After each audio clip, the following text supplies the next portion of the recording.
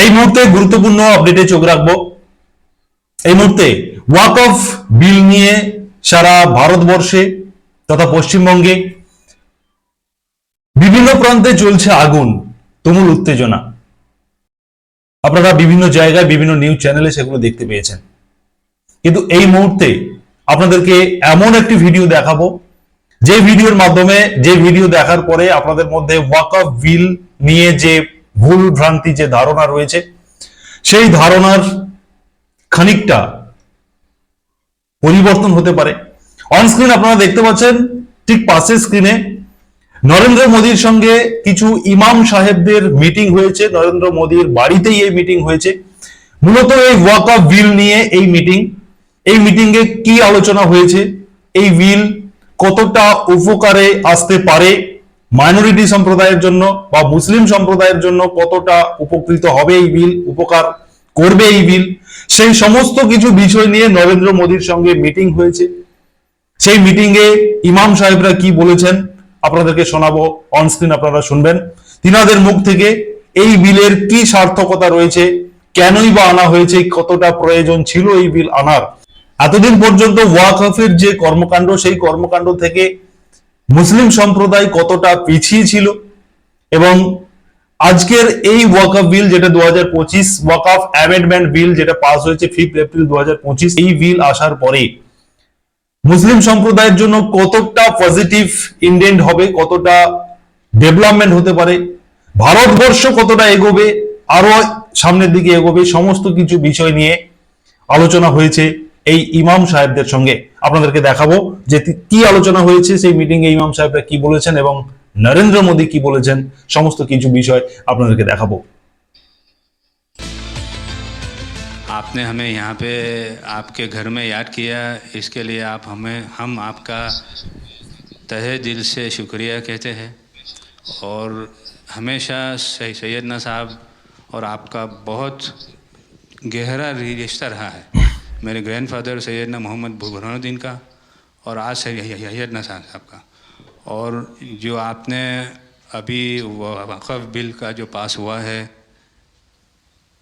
उनमें हम minority with in minority है, और उनमें हमें आपने जगह दी है, हमारा नाम आया है। और जो काम हुआ है हिंदुस्तान की तरक्की के लिए, आपकी ख्वाहिश है कि सबको साथ लेकर चलना है। और जो काम हुआ है और हो रहा है वो इंशाअल्लाह इंडिया के लिए, हिंदुस्तान के लिए और पूरे देश के लिए बहुत खूब होगा। और छोटे लोगों की भी, आप भरे गिनती में छोटे हो, लेकिन आपके दिल में जगह बहुत ज़्यादा है। ये आपकी जो खूबी है वो शायद किसी में भी नहीं होगी। और ख़ासतन मेरी बहुत दफ़े आपसे मुलाकात का भी टाइम हुआ है, इतने बिज़ी होने के बावजूद भी कान दे के सुनते हैं, ये बहुत खूबी है, शायद किसी में होती है। और मेरा जो एक्सपीरियंस है, ऐसे ही लोग प्राइम मिनिस्टर होते हैं।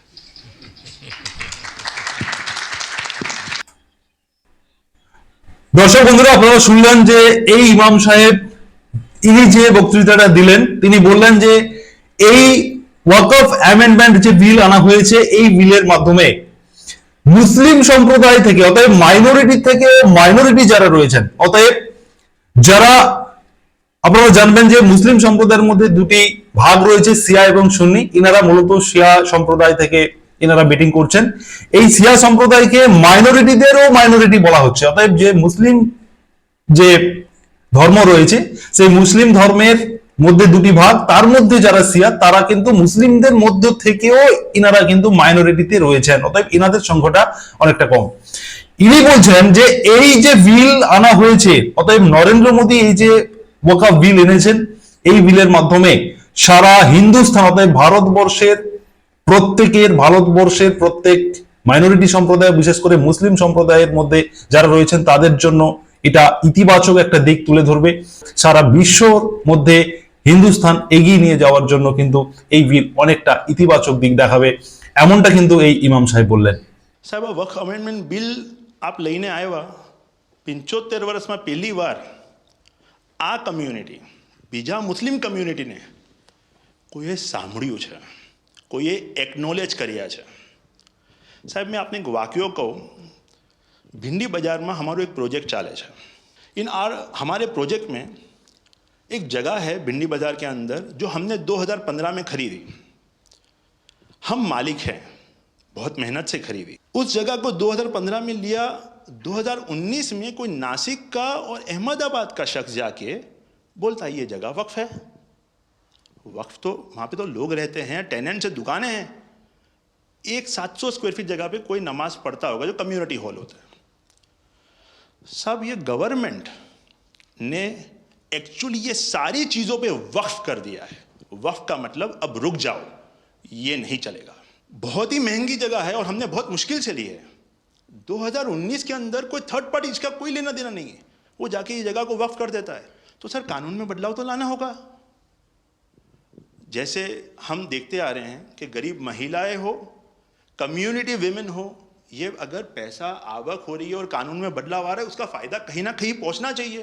तो ये सारे विजन जो गवर्नमेंट ने लिए हैं, दाऊदी बोहरा कम्युनिटी उसका बहुत सपोर्ट भी करती है और आपसे बहुत शुक्रगुजार हैं हम इस चीज़ के लिए कि आपने हमें एक्नॉलेज भी किया। हमने इसके अंदर एक्सक्लूजन मांगा है कि हमको इस वक्फ एक्ट के जुरिडिक्शन में नहीं रहना, and we want to be govern by a trust act और अ सेपरेट एक्ट। जैसे मुझे साहब ने गाइड किया है कि आपने गाइड किया है, आगे का 100 साल देख के कोई भी काम करना चाहिए। हम उसी राह के ऊपर इसकी कोशिश कर रहे हैं और मैं वापस से बहुत बहुत धन्यवाद करता हूं आपका कि आपने ये बिल और ऐसे बहुत से कठिन बिल जो आते रहते हैं, बहुत बहुत धन्यवाद। मैं एक और चीज़ शाह साहब के द्वारा ये कहता हूँ कि सैयदना साहब की उम्र अल्लाह ताला तार रोज़े क़यामत दराज दराज करे। उनकी मोहब्बत करनार माननीय प्रधानमंत्री जी को अल्लाह ताला सेहत में रखे, हिफाजत में रखे, लंबी आयुष दे और हमारे देश की सेवा आप करते रहिए। 1923 से हम ये गुहार गवर्नमेंट से लगा रहे हैं कि हमें एग्जेम्पशन चाहिए। जो 51st हिज होलीनेस थे, उसके बाद 52nd सैयदना साहब और आज 53rd दाइल मुतलक सैयदना साहब वही सेम बात कर रहे हैं कि हमें एग्जेम्पशन चाहिए। 1923 में साहब जब एग्जेम्पशन मिला तो माइनॉरिटी को कंसीडर करा गया, लेकिन 100 साल बाद, जैसा गृह मंत्री जी ने उनके इंटरव्यू में पिछले सप्ताह कहा कि हमने सिर्फ माइनॉरिटी को कंसीडर नहीं किया। साहब ये जो एक्ट आया है वो प्रिवी काउंसिल क्यों लेकर आई? प्रिवी काउंसिल ने ये एक्ट इनैक्ट किया माइनॉरिटी के प्रोटेक्शन के लिए, लेकिन साहब आपने ये एक्ट इनैक्ट किया सिर्फ माइनॉरिटी के प्रोटेक्शन के लिए नहीं, बल्कि माइनॉरिटी विद इन माइनॉरिटी के लिए। तो ये उस दिशा में साहब बहुत ही बड़ा स्टेप है। It is indeed a very strong step for the way forward. Thank you very much for it sir. In India, we have always found fertile ground, a land that has welcomed our work, recognized our values, and allowed our identity to flourish. Pradhan Mantri ji, under your leadership, we distinctly feel this spirit of inclusion. The recent amendment to the Waqf legislation, in which the Dawoodi Bohra community was formally recognized for the first time in independent India's 75-year history, may have been a brief mention, but to us it was profound. It affirmed something that we have always believed. We belong to India. We belong here. It is in this spirit that we proudly say, Hindustan hamaro watan chhe. We are inspired by your leadership, by your vision for India 2047, and by the clarity with which you speak of an India that is inclusive, confident, and globally respected. नज़र में उतरना कमाल होता है, नफस में बिखरना कमाल होता है, बुलंदियों पर पहुंच जाना कोई कमाल नहीं होता, बुलंदियों पे ठहरना कमाल होता है। क्या दौलत है आपके लफ्ज़ों में, ऐसी क्या दौलत है आपके लफ्ज़ों में, आप जब भी बात करते हैं दिल खरीद लेते हैं। आपकी हम्बलनेस, आपकी ह्यूमिलिटी साहेब लाजवाब है। અમારા માં એમ કહેવાય છે સાહેબ, જે નમા રબને ગમા। સાહેબ તમારા તો નામમાં જ નમો છે। નમો અમે સૌને ગમો। आप सबका स्वागत है। शायद आप में से बहुत कम लोगों को पता होगा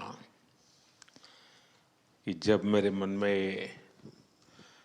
वक्फ के एक्ट पर काम करने का विचार आया तो सबसे पहले मैंने सैयदना साहब से सलाह मशवरा किया।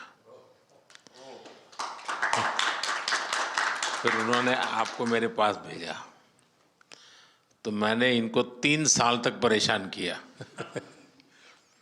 कि आप ज़रा इसको अपने तरीके से देखिए, आप अपनी लीगल एडवाइस लीजिए, मुझे ड्राफ्ट दीजिए।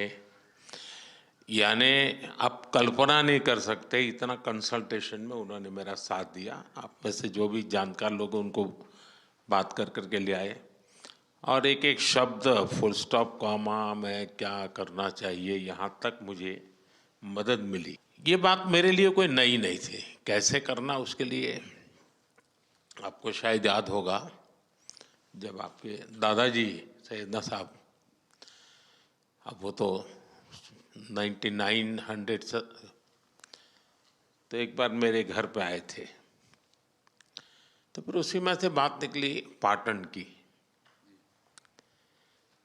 अब एक व्यक्ति इस वक़्फ़ के नाम पे आप लोगों के लिए वो सबसे बड़ी श्रद्धा की जगह है, उसको दबोच के बैठा हुआ।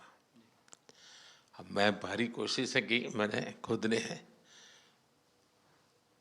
यानी मुझे मालूम था कि कितनी पीड़ा आप लोग सह रहे हैं। एक्चुअली वक्फ का जो स्पिरिट है, आखिर ये किस चीज़ के लिए, किसके लिए, उसका अगर दुनिया को उत्तम से उत्तम कोई मॉडल दे पाएगा तो सैयदना साहब दे पाएंगे। लेकिन अब नई व्यवस्था में कानून के तहत तो दुनिया देखे, क्योंकि देखिए कल तक वक्फ के नाम पर क्या हुआ और अब देखिए कैसे हो सकता है। और जब गरीब से गरीब इंसान की दुआ मिलेगी तो उसकी ताकत अनेक गुना बढ़ जाती है जी। हमारा काम है ऐसे लोगों के हाथ में अधिकार देना, ऐसे लोगों के हाथ में व्यवस्था देना। तो इसके लिए हम इतनी बड़ी लड़ाई लड़ रहे हैं। वीडो जो है, महिलाएं हैं, उनके साथ बहुत नाइंसाफ़ी हो रही है जी। हमारी कोशिश है कि उनको कोई न्याय मिले, उनकी भविष्य की।